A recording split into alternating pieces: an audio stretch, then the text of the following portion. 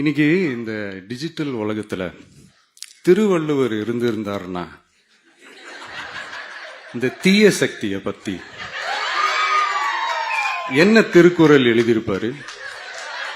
ஒரு கற்பனையா, அநீதி, அராஜகம், தில்லுமுள்ளு இவையெல்லாம் திமுக முதற்றே உலகு.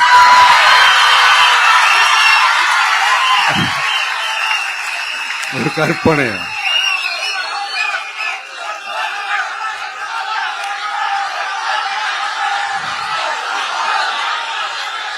அநீதி, அராஜகம், தில்லுமுள்ளு இவையெல்லாம் திமுக முதற்றே உலகு.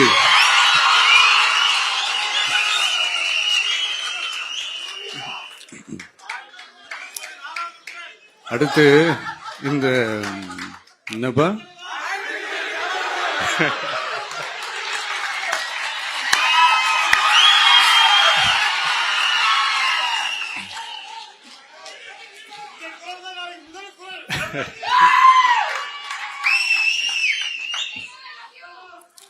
அடுத்து இந்த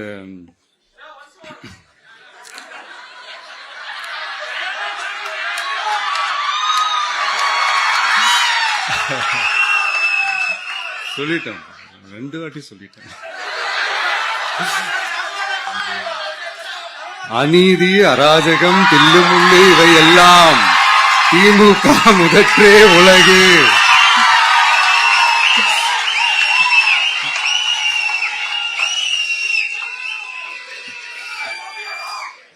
அடுத்து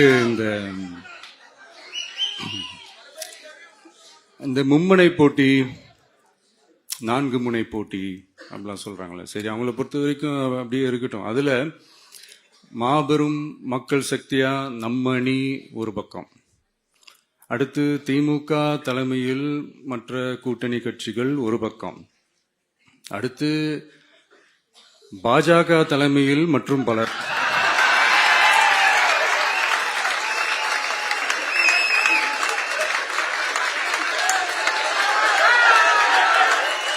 என்னப்பா சிரிக்கிறீங்க? உண்மைதானே சொன்னேன்.